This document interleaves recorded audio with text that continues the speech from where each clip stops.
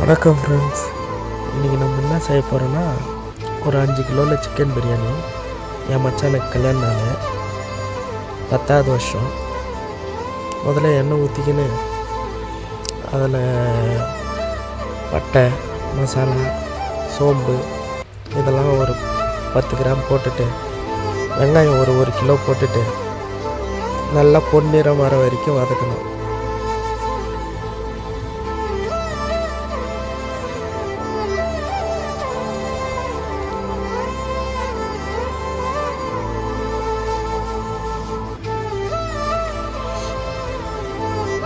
அது வதங்கும் போதே பச்சை மிளகாய் கொஞ்சம் போட்டுடணும். அதை நல்லா பொன்னிறமாக வதங்குற வரைக்கும் விடணும்.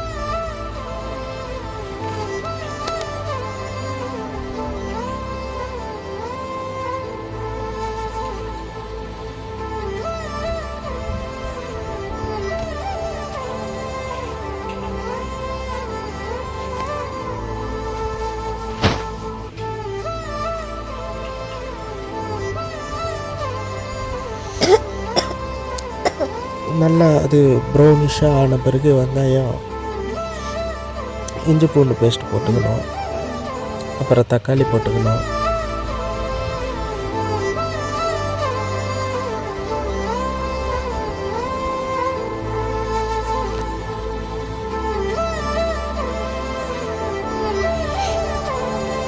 தக்காளி போட்ட பிறகு கொஞ்சம் உப்பு போட்டுக்கணும், ஏன்னா சீக்கிரமாக வதங்கும்.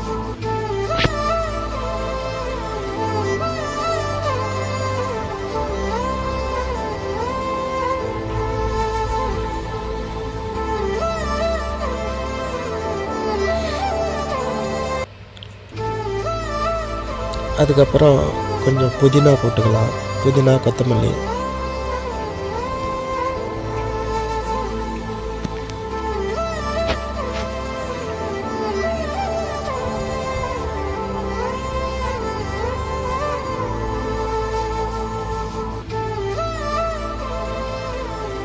இது மொத்தம் நல்லா வதங்கி வரணும். வதங்கி வந்த பிறகு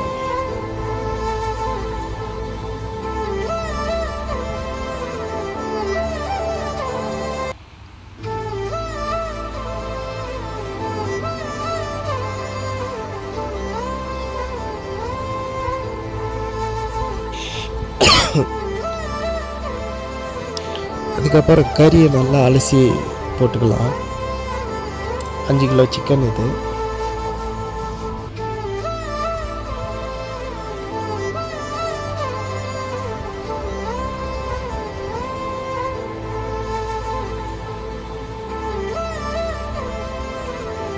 நல்லா கலரி விட்டுக்கணும்.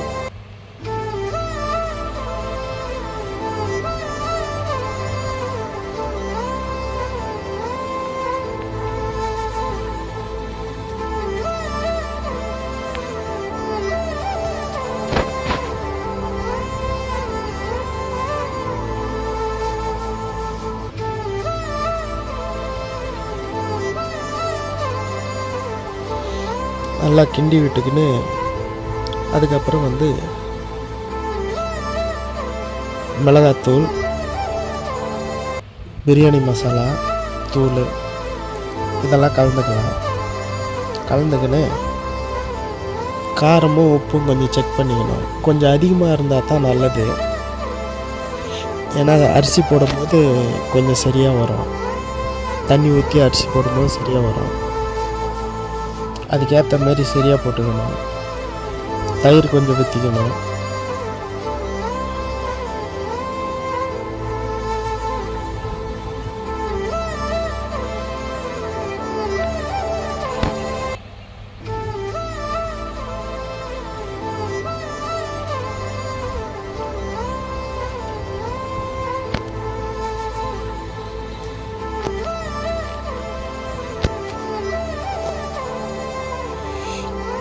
பிரியாணி மசாலா,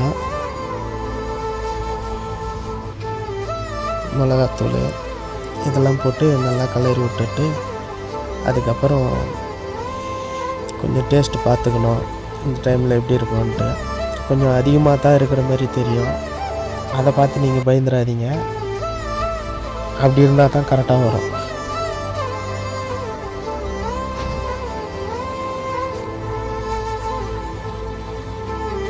அதுக்கப்புறம் தண்ணி வைக்கணும்.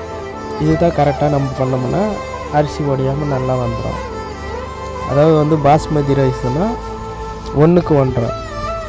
அதே வந்து நம்ம நார்மலாக வீட்டில் செய்கிற அரிசினா 1க்கு 2.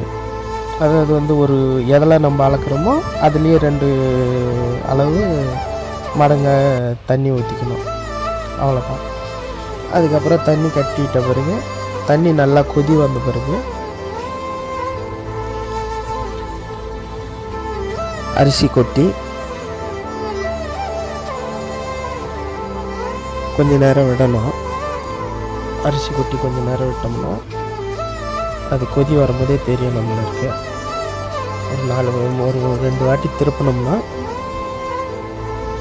அது பிரியாணி வந்து ஒரு அரை பதம், அந்த சாப்பாடு வந்து ஒரு அரை பதம் வெந்திருக்கும். அந்த அரை பதம் வெந்திருக்கும் போதே நம்ம டம் போட்டோம்னா கொஞ்சம் நல்லா நெய் ஊற்றி புதினா போட்டு நல்லா டம் போட்டோம்னா சுட சுட பிரியாணி ரெடி ஆகிடும்.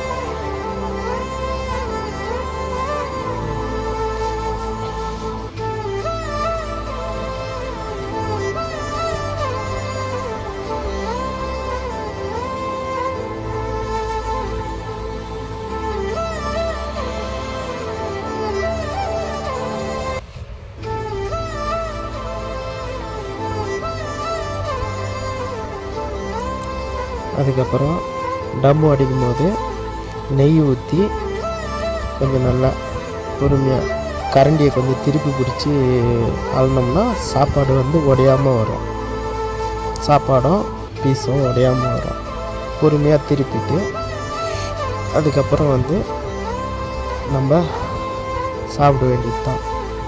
இருங்க ஃப்ரெண்ட்ஸ், இதுக்கப்புறமேட்டு தான் வந்து கேக் கட்டிங்கே இருக்குது.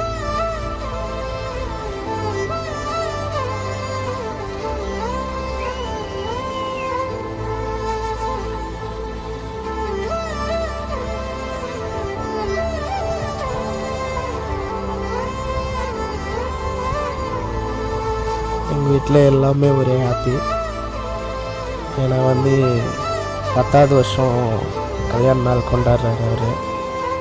என்னை விட ஒரு வருஷம் கம்மி தான்.